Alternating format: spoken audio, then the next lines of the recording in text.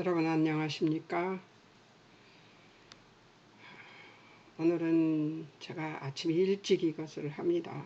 병원에 가야 되기 때문에 잠깐 기도하겠습니다. 사랑하는 하나님 아버지 은혜를 감사합니다.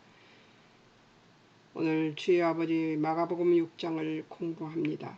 하나님께서 주여 우리들의 눈을 열어서 보게 해 주시옵시고 깨닫게 하시옵시고 주여 하나님의 뜻을 알 수 있도록 주님 안내해 주시기를 소망하며 이 시간 성령님 함께 해주실 것을 믿고 의지하옵고 예수님의 이름으로 기도합니다. 아멘.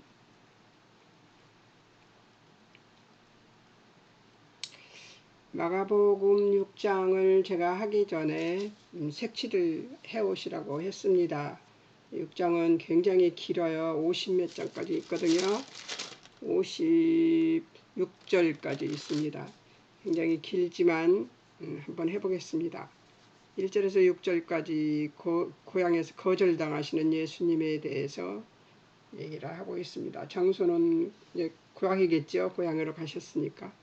사건은 안식일에 회당에 들어가셨습니다. 그리고 거기서 가르치셨습니다. 2절에 나오죠.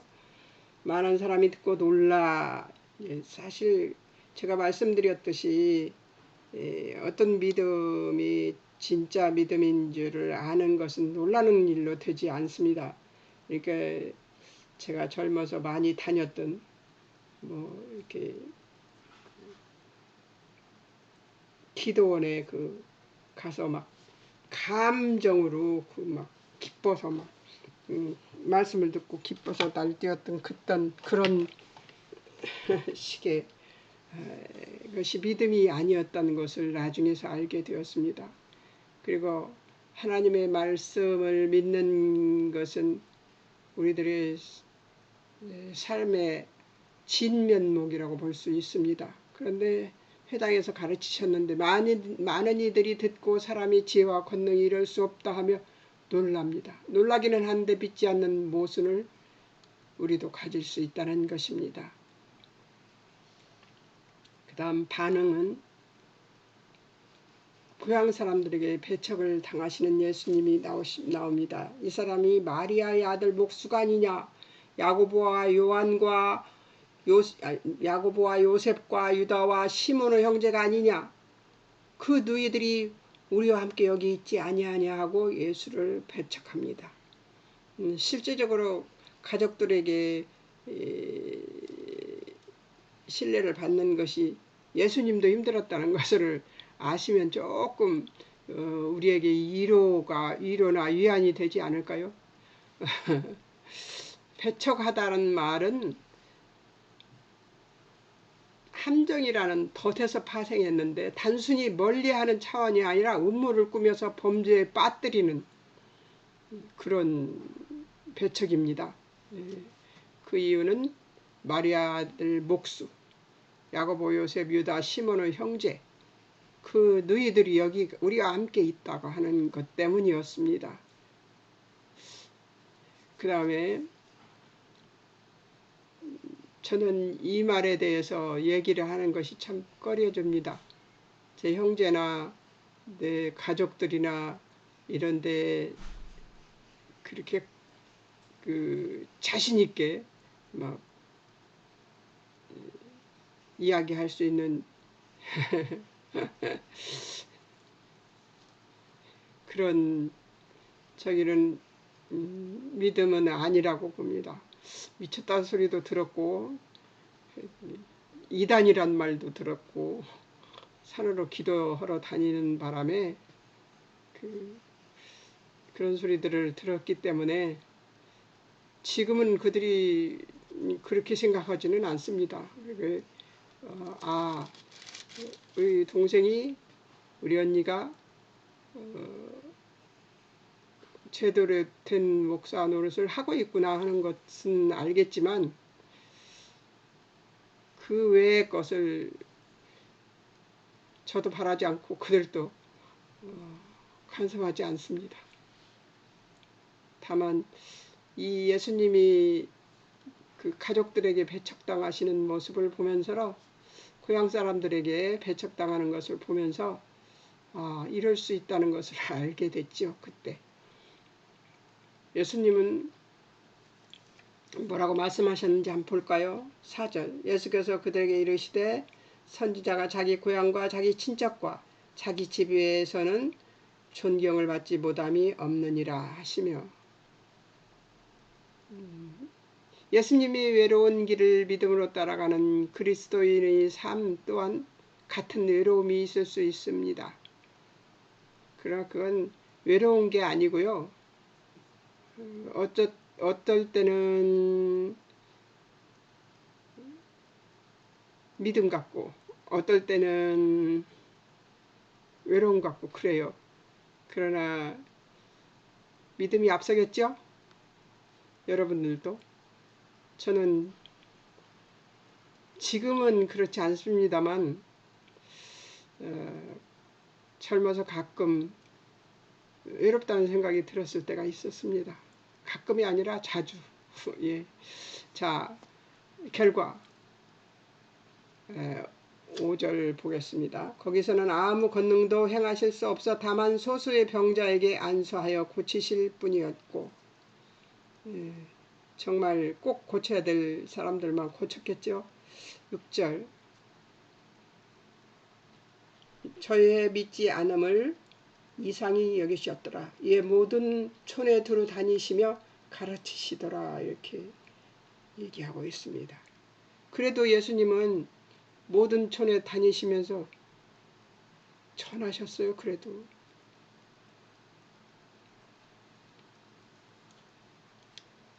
그 다음에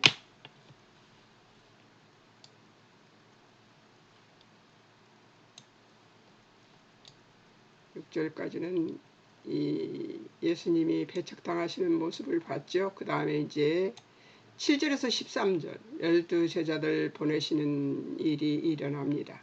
12제자를 보냈다는 것은 이제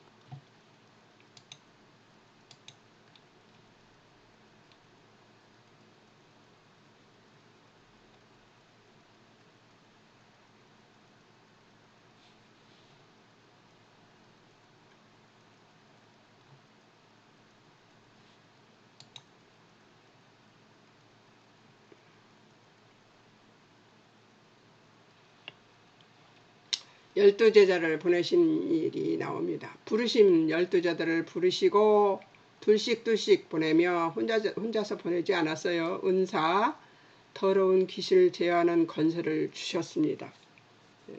여기 그 7절에 다 나오죠.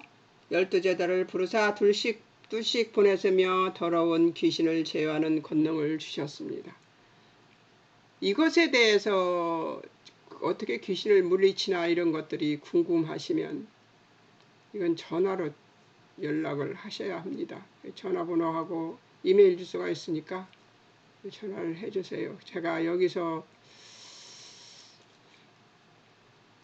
더러운 귀신을 제어하는 권세를 주신다는 얘기에 대해서 얘기하는 게 길어서요. 그래서 이렇게 얘기를 할 수가 없네요. 자, 우리에게도 주셨습니다. 이 더러운 귀신을 물리치는 권세는. 저는 어떻게 생각하냐면 이런 것들을 이건 또 뭐냐, 또 왜 이렇게 되냐.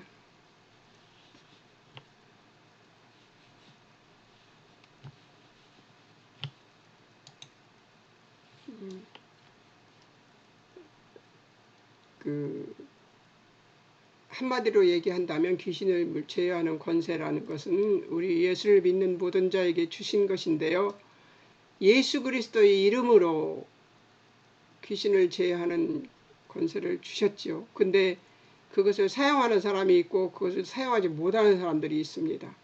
그것에 관한 것은 이야기가 길어서 얘기하기가 정말 그렇습니다. 그래, 궁금하신 분은 전화로 물어봐 주시기 바랍니다. 명하시되 여행을 위하여 지팡이만 가지라. 사역을 어떻게 준비했는가가 나오죠. 어떻게 준비했는가 쭉 보겠습니다. 오늘 오늘은 또 왜 이게 잘 안 되냐, 왜 이 화면이 이렇게 적어가지고 나를 괴롭히냐. 여행을 위하여서 지팡이만 가지라고 그랬습니다. 그 외 양식 주머니나 전대에 돈이나 아무것도 가지지 말고 신만 신고 두 벌 옷도 입지 말라 하시고, 이렇게 나옵니다. 8절과 9절에. 그런데 이 말씀이 지금은 이 말씀을 문자 그대로 해석하면 지금도 이렇게 살아가야 한다는 억지가 나올 수가 있습니다. 해석이 될 수도 있고요. 우리는 지금 교회 건물에 헌금에 익숙한 사역을 하고 있습니다. 교회 건물도 있고 헌금도 내기 때문에 물질을 걱정할 이유도 없습니다. 이런 상황에서 당시 그 상황에선 이것이 사역의 그 조건이 될 수가 있는데요. 지금은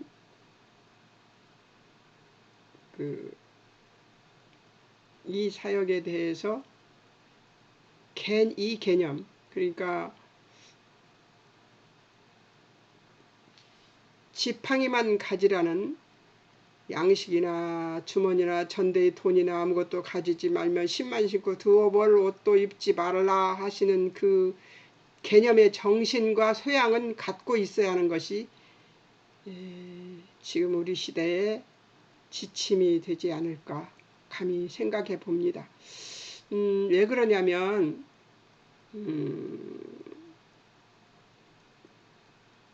사역이 모양이 가지각색이에요. 여러 가지 모양이 되죠. 많은 그 모양새로 많이 변화되었습니다.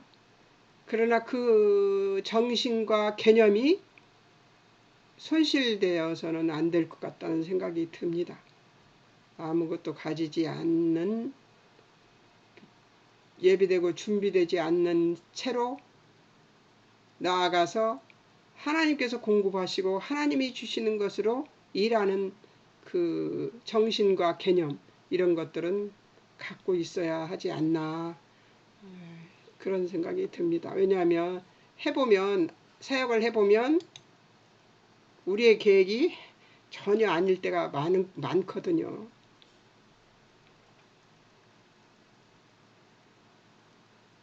또 한 가지 또 있습니다. 영접 문제입니다. 이 문제를 가지고 이제 이 얘기하는 영접 문제를 가지고 얘기하는, 왜 자꾸 도망가냐? 영접 문제를 가지고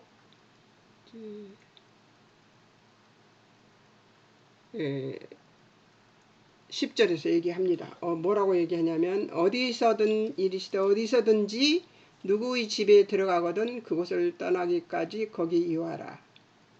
11절에서 어느 곳에든지 너희를 영접하지 아니하고 너희 말을 듣지도 아니하거든 거기서 나갈 때 발 아래 먼지를 떨어버려 그들에게 증거를 삼으라 하시니.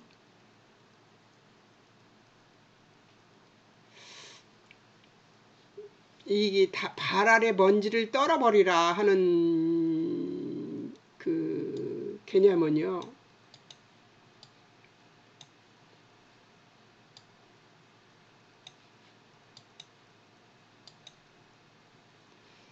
별짓을 다 하네.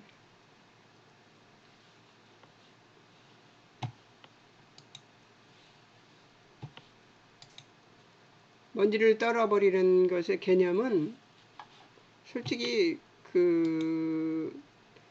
거기에 무슨 아기를 가지라 그런 얘기가 아니라,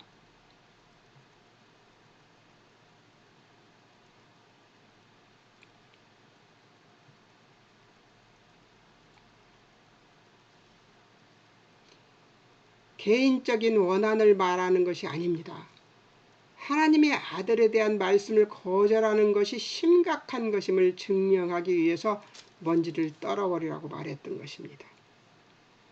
이게 개인적으로 악의를 가지고 그들이 하는 말을 곡해하거나 오해하거나 그러지 말고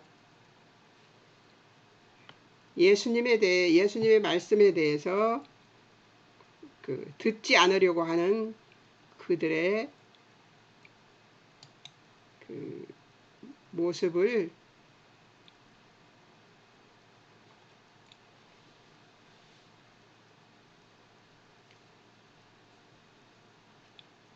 그들의 모습이 아주 심각한 상태인 것을 증명하기 위해서 그 말을 하셨던 것으로 저는 믿습니다. 자, 사용 내용은 잠깐 나왔어요. 사용 내용이 아주 짧게 나오죠. 자자들이 나가서 회개하라 전파하고 많은 귀신을 쫓아내며 많은 병자에게 기름을 발라 고치더라.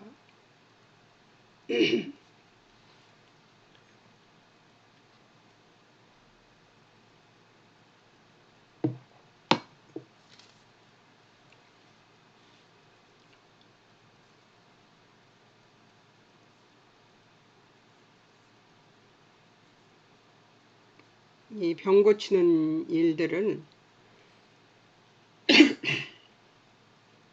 그 시대에 일어났던 일들 중에서 우리가 지금 이 시대에 병 고치는 일에 대해서 저들은 하는데 왜 우리는 못하지? 하는 생각이 들 때가 있습니다. 그리고 병 고치는 기도를 하려고 하면 사실은 겁부터 나요. 왜냐하면 안 고쳐지면 어떡하지 하는데 그것은 하나님 뜻 아니에요? 저는 그래서 병 고치는 기도는 잘 안 하지만 그러나 그것을 하게 된다면 저는 그렇게 하고 기도해야 된다고 생각해요. 내가 하는 일이 아니잖아. 내 영역이 아니잖아요. 제 힘과 제 능이 아니잖아요. 그러니까 이것은 하나님의 능이고 하나님의 힘이니까 제 믿음과 상관없고 그리고 제가 하나님의 심부름하는 자로서 이 맡은 자로서 이 일을 하는 것뿐이라는 생각을 가지고 했으면 좋겠다는 생각이 들었어요. 이 병자를 만난 게 제일 무서웠습니다. 왜냐하면 병을 고치는 그것은 제가 참 어렵더라고요. 기도하는 것이. 다만 기도하고 또 기도해주고 중보기도 해주고 그리고 저는 병원에 가라고 얘기합니다. 왜냐하면 병은 의사가 고치는 것도 하나님의 손길이니까요. 저는 그렇게 했었습니다. 귀신을 쫓아낸다. 병원을 가서 기름을 발라 많은 병인에게 기름을 발라 고치고 이러는 것들은 그 손길 위에 하나님의 은혜가 더해졌다고 저는 믿습니다. 귀신을 내쫓는 것도 하나님의 능으로 예수 그리스도의 이름으로 그때는 예수 그리스도의 이름으로 귀신을 쫓아내지 않았고 전적으로 예수님께 위임받은 제자들이 나가서 그 일을 했지만 지금 우리는 예수 그리스도 이름으로 기도하면 됩니다. 귀신을 쫓아낼 때는. 그리고 병인에게 기름을 발라서 고치는 것도 역시 마찬가지 예수님의 이름으로 기도하면 됩니다. 그러나 그것이 되고 안 되고 고쳐지고 안 고쳐지고는 하나님의 뜻이죠. 하나님께서 하실 것이니까 그렇게 믿으면 좋겠습니다.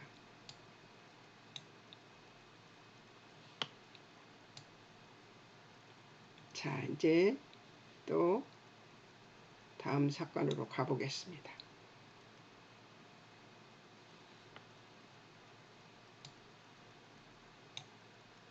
자꾸 딴 것이 나와요. 이러는지 모르겠어.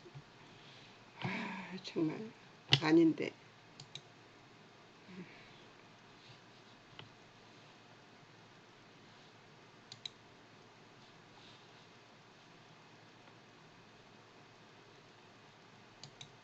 이제 여기서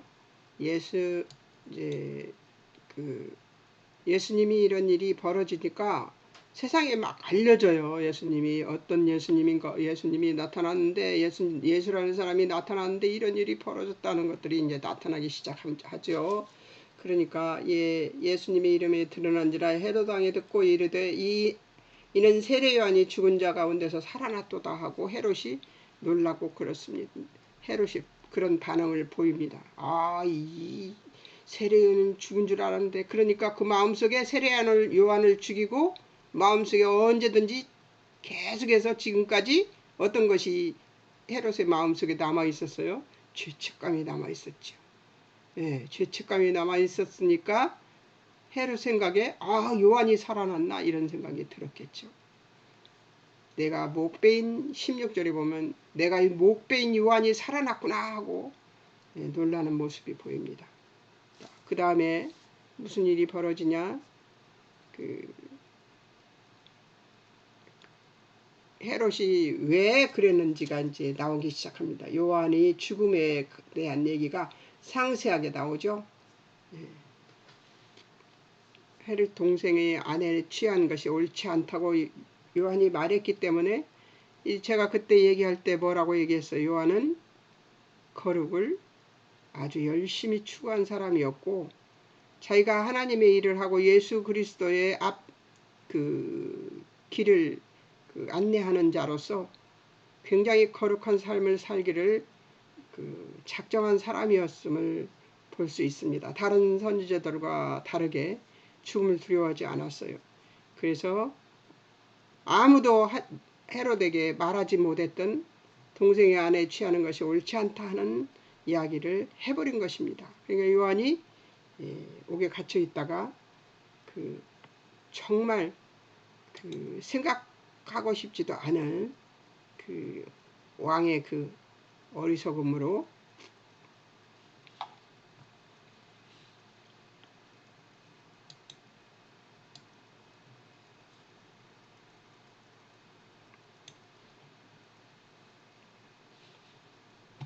그 일을 하게 됩니다. 저는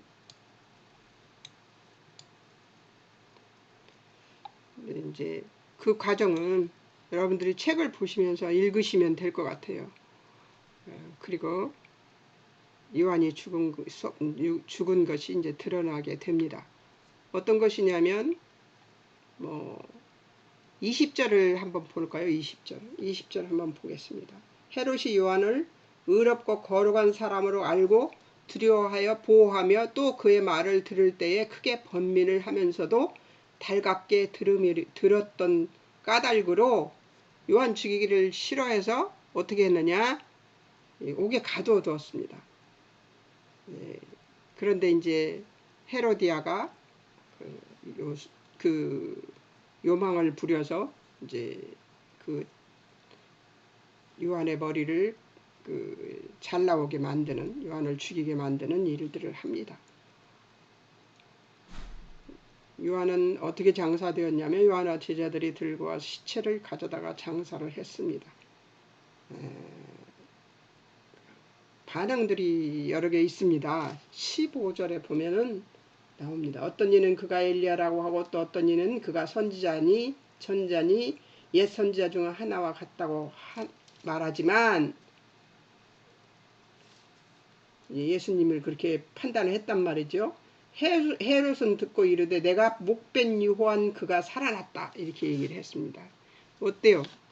엘리야라고, 예수님을 엘리야라고도 하고 선지자라고도 하는데 그 속에서 헤롯은 자기의 죄책감을 찾아내서 살아난 요한이구나 이렇게 얘기를 했죠. 그러니까 다른 반응 밑에 보면 제가 써놓은 게 있습니다. 지식적으로 알고 있어도 믿지 못하면, 그리고 믿어도 실천하지 못하면 그 믿음은 가짜가 되고, 안다고 하니 죄악으로 가게 됩니다. 모른다고 하면 차라리 나은데 안다고 하니까 죄가 되는 거죠. 삼위 하나님이 하신 모든 일을 알고 그 하나님을 신뢰하며 그분이 하시는 모든 일이 나에게 선하시다는 것을 안다는 것이 바로 믿음이에요. 그것이 바로 믿음입니다. 헤롯이 아는 것은 거달기였으며 호기심이었기 때문에 믿음이 되지 못했던 것이죠. 헤롯도 요한에 대해서 굉장히 좋게 생각하는 면이 있었어요. 근데 좋게 생각하는 그것으로 믿음이 되지 못해요. 그러니까 지식적으로 머릿속으로 아는 것과 제가 그림 그려서 알려드렸죠 그때. 예. 이 어떤 게 어떻게 지식적으로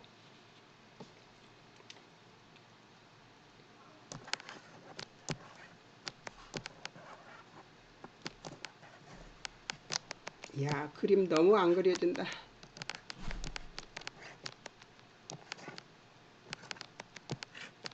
이해하고 보십시오.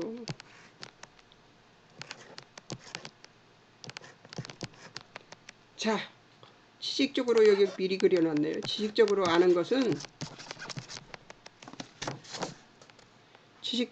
것은 믿음이 아닙니다. 요 하트 마음으로 감동을 갖는 것은 믿음이 아닙니다. 여기까지가 믿음인 줄 알아요. 그런데 그렇지 않습니다. 예, 요 발로 움직여서 행동으로 하는 것이 믿음입니다. 이게 말하자면 지정의입니다. 의가 행동을 해야지만 그 의지로 믿음의 의지로 행동을 해야지만 이것이 진짜 믿음입니다. 그리고 이것이 이 믿음이 진짜 믿음이어서 이 믿음을 가지고 체험을 하는 자는 뭐가 있어요?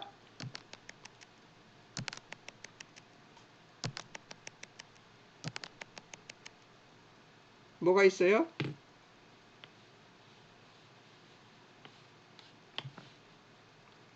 믿음이 있는 자라고 말할 수 있습니다.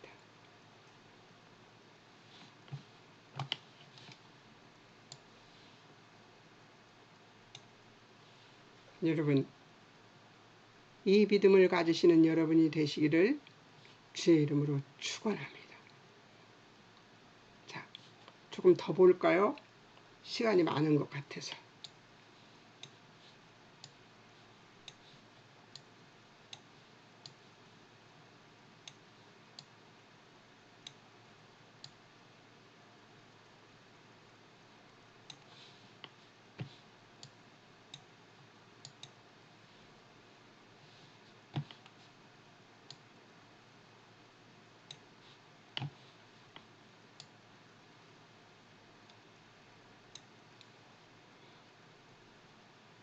세례 요한의 죽음이 다 저기 하고 12제자를 아까 보냈었죠? 근데 12제자가 돌아옵니다. 한번 볼까요? 12제자가 돌아오는 모습이 30절에서 31절에 나옵니다. 사도들이 예수께 모여 자기들이 행한 것과 가르친 것을 낱낱이 고하니 이르되 너희는 따로 한적한 곳에 가서 잠깐 쉬어라 하시니 이는 오고 가는 사람이 많아 음식 먹을 겨를도 없음이라. 이에 배를 타고 따로 한적한 곳에 갈새 그들이 가는 것을 보고 많은 사람이 그들인 줄 알지 안지라 모든 고을로부터 도보로 그곳에 달려와 그들보다 먼저 갔더라 이러고 나옵니다. 예, 12제자가 이제 갔다가 2명씩 갔다가 돌아왔어요. 그리고 예수님 앞에 보고를 합니다. 사도들이 예수님께 모여 자기들이 행한 것과 가르친 것을 낱낱이 고하니 예수님이 다시 명령을 하십니다. 31절에 이르시되 너희는 따로 한적한 곳에 와서 잠깐 쉬어라 하시니 잠깐 쉬라고 얘기하십니다. 그 이유는 31절에 오고 가는 사람이 많아서 음식 면을 겨를이 없었던 것이지요. 여기서 그리스도인의 쉼은 사역의 한 방편입니다. 그 쉼이 우리가 가는 길의 안내도 되고 하나님의 뜻을 묵상할 기회도 되어서 실패의 확률을 줄여주게 되기도 하기 때문입니다. 또 쉼은 자유를 누리는 시간이기도 합니다.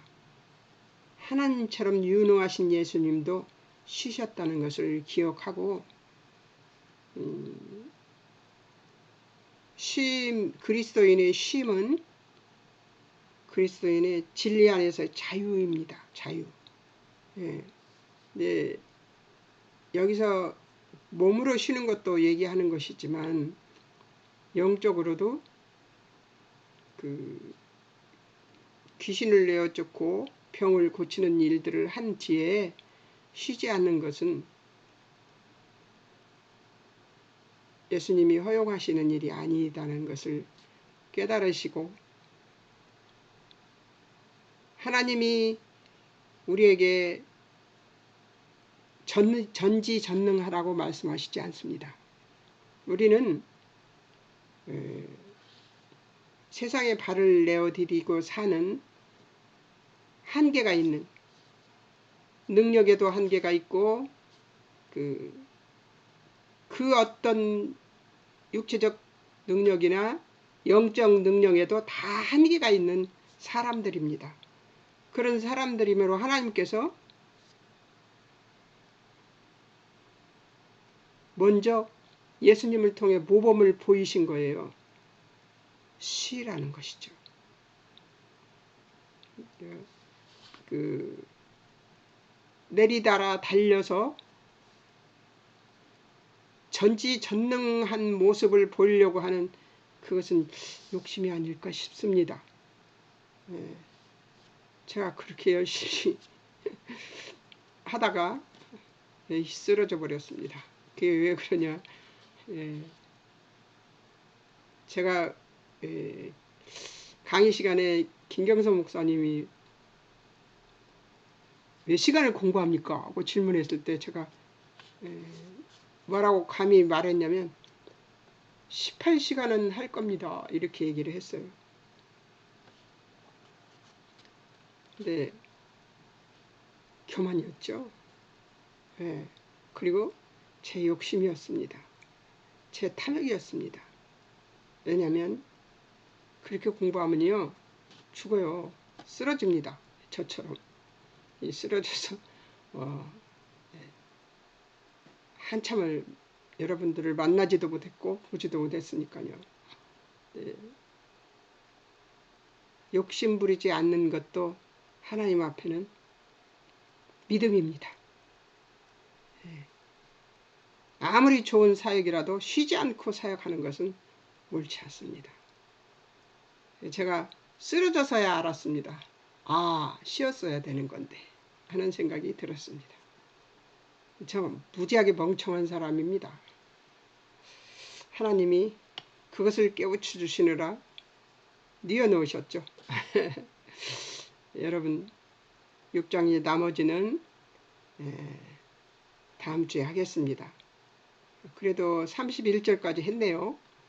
자, 다음 주에는 나머지 시간들을 할 건데요. 색칠을 안 하셨으면 꼭 색칠을 하시면 저와 보기가 너무 좋을 것 같아요. 이것을 보기가. 열심히 색칠을 하시고 7장도 색칠을 하십시오. 이렇게 보다 보면 색칠하기가 좋은데 좀 나는 마가복음이 전부 색칠되었으면 좋겠다는 생각이 듭니다. 여러분은 책에 보질 못하니 확인할 수도 없고, 여러분 양심에 맡기고 오늘은 여기서 마칠까 합니다. 우리의 믿음이 반석 같은 믿음이 되기를 바라면서 여기서 인사하겠습니다. 사랑하는 하나님 아버지, 은혜를 감사합니다. 오늘도 하나님이 은총을 내려주셔서 귀한 말씀 주시고 우리들의 믿음이 진짜 믿음이 무엇인가를 알게 해주시고, 또 병 고치는 은사와 주의 아버지 귀신을 내어 쫓는 것들이 은사가 어떤 방면에서 우리가 쓰여져야 하며 우리가 어떻게 그것을 쓸 것인가를 생각하는 시간을 갖게 해주셨습니다. 제자들이 돌아와 자기들이 한 일을 고백할 때 예수님은 그 첫 마디가 쉬라는 얘기였습니다. 하나님, 우리에게 전능성이 없음을 고백합니다. 우리가 전능하지 않다는 것을 주의 아버지 하나님 항상 기억하고 교만하지 않고 욕심 부리지 않게 하시옵시고 날마다의 삶에서 육체적 쉼과 영적인 쉼을 바르게 가질 수 있는 우리 그리스도인들이 될 수 있도록 주님 축복해 주시기를 소망하며 이 시간 저와 함께 공부하는 많은 사람들에게 쉼의 기쁨을 누릴 수 있는 자들이 될 수 있도록 주님 인도해 주시기를 소망하옵고 거룩하신 예수님 이름 받들어 기도하옵나이다. 아멘. 하나님 감사합니다.